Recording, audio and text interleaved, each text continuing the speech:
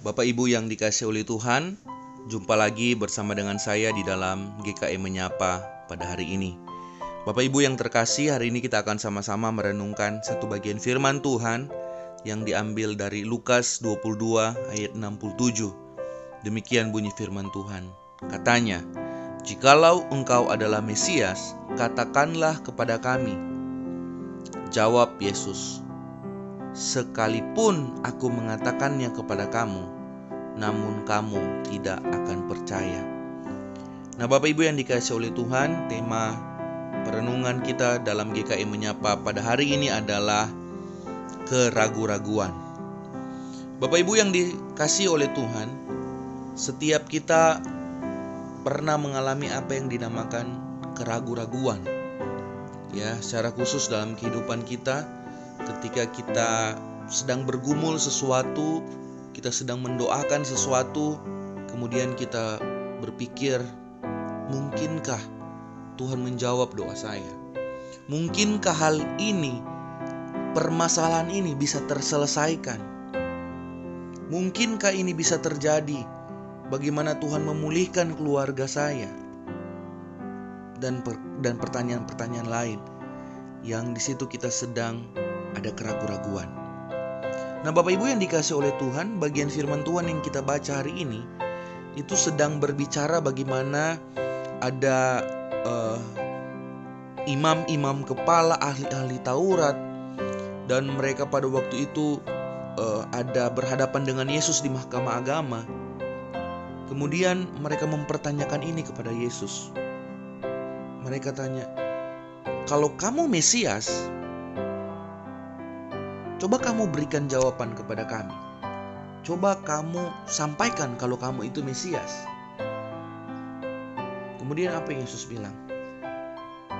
"Sekalipun aku mengatakannya kepada kamu, namun kamu tidak akan percaya." Nah, Bapak Ibu yang dikasihi oleh Tuhan, ini yang memang bagi saya real terjadi, bahwa ketika Yesus mau mengatakan sesuatu bahwa dia Mesias, dia penyelamat, dia Allah yang berkuasa, dia Allah yang hebat, dia adalah dokter di atas segala dokter, dia adalah Allah yang maha tahu, Allah yang dahsyat. Tapi toh dalam kehidupan kita sehari-hari masih ada yang namanya keraguan-raguan akan Allah. Bapak Ibu, bagian firman Tuhan ini sebenarnya mau mengingatkan kepada saya dan saudara bahwa sudah saatnya kita belajar untuk percaya Tuhan 100%. Kita belajar percaya Dia adalah juru selamat dalam hidup kita.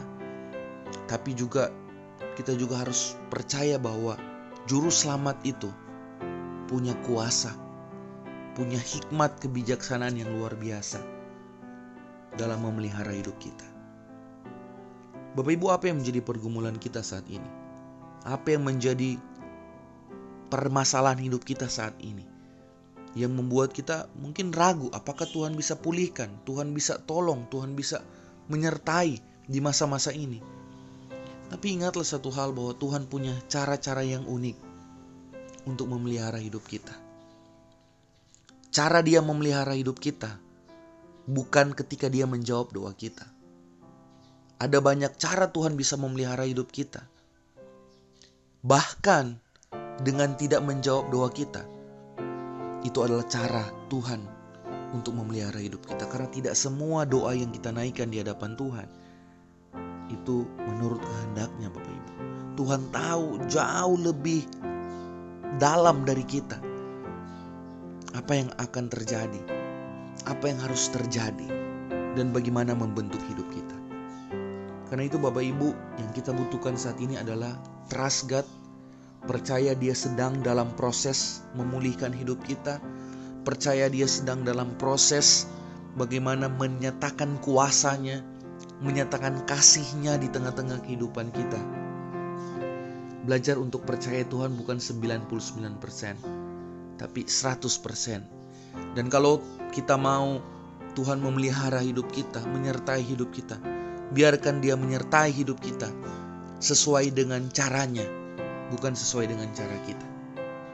Disinilah kita perlu belajar untuk trust, beriman kepadanya. Tuhan berkati setiap kita. Mari kita berdoa.